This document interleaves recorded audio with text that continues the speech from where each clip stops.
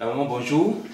Bonne arrivée encore. Merci. Tu veux demander pardon au Dieu de Papa Florian. Tu veux dire quelque chose à ce sujet. Dis-nous un peu ce qui s'est passé. Bonjour, je m'appelle Madame Koubina Marie Chantal. Je vis en Allemagne, à Berlin. Et là-bas, j'ai eu un songe où j'ai fait le songe, j'ai vu maman Béné et papa même, où ils sont assis dans l'église. Et là, j'ai donné un pain vert à maman Béné et j'ai remis une bouteille à papa Florent. Et il m'a remis des graines et il m'a dit de prendre ma joie. Quand il m'a dit ça, il y a papa Peggy qui m'a appelé. Et c'est comme si on n'était plus dans la salle, on était dehors. Mais papa Peggy m'a dit, ma fille, viens t'asseoir, c'est pas moi. Viens écouter ce qui va se passer. Et je me suis assise. Quand je me suis assise, j'ai vu de l'autre côté quelques-uns de mes frères, mes soeurs, mes belles-sœurs qui étaient assis. Quand ils étaient assis, on a demandé à ce qu'ils parlent. Et c'est là, l'une de mes belles-sœurs a dit, voilà ce que nous on a fait à la famille. Et elle a commencé à citer, d'autres ont commencé à citer. Et papa a dit, c'est pas moi, tu vois que c'est pas moi, je suis en train de leur dire. Donc je me suis réveillée. Quand je me suis réveillée, je ne savais pas que je devais venir ici. Mais quelques temps après, en même temps, mon mari m'a dit qu'il devait acheter les billets pour qu'on vienne faire des choses ici. Et ça s'est trouvé que la cérémonie, tout et tout, on devait venir en avril, mais la cérémonie devait se passer en juillet.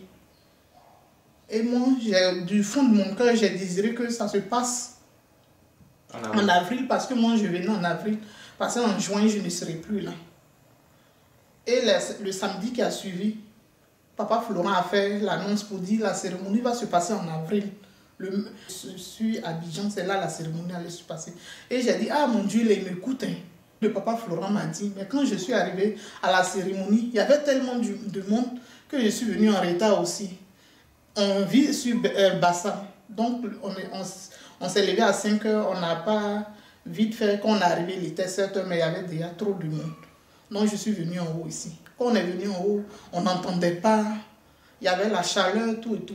Donc quand mon papa a dit de venir prendre les serviettes, on attendait, les gens marchaient sur les pieds. J'étais avec mon petit garçon.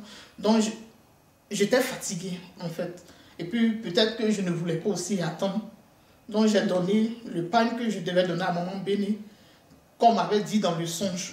J'ai donné le pain à un frère de la chorale. Le pain que tu devais donner à maman Béné, Béné, comme main en c'était main. dans le songe, Oui. Tu as donné ça à une autre personne. Oui, à une autre personne. Ça veut dire à un frère qui est dans la chorale que quand je regarde à Berlin, quand je regarde, je le vois dans la chorale aussi.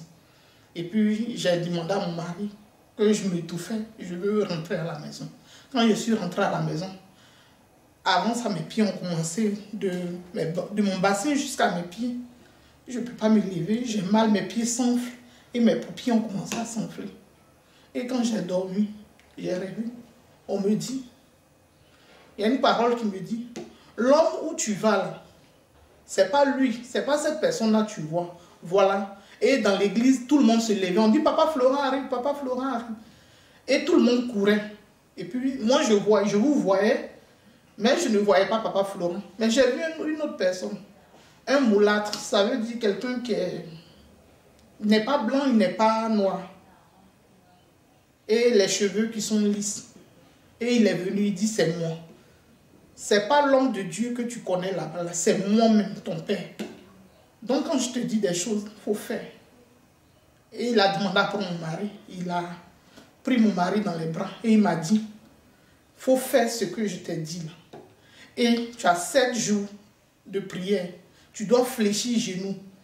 Et il m'a montré un parchemin. Sur le parchemin, il dit, quand tu seras en train de prier, voilà, tu dois faire Exode. Et puis je demande, mais Exode est beaucoup. Le livre d'Exode l'est beaucoup. Comment je dois? Et puis on m'a plus répondu. Donc je me suis réveillée et j'ai expliqué à mon mari. Quand j'ai expliqué à mon mari dit, moi, mais je t'avais dit, mais quand je parlais, tu allais t'énerver. Donc c'est pour cela que je n'ai pas parlé. Donc ça veut dire, tu dois fléchir genoux. On n'a pas besoin d'appeler papa Peggy pour ça. Tu dois fléchir les genoux pendant 7 jours pour prier. Et tu dois refaire ce que on t'a dit de faire. On t'a dit de faire dans le songe. Donc j'ai désobéi à l'homme. J'ai désobéi à Dieu.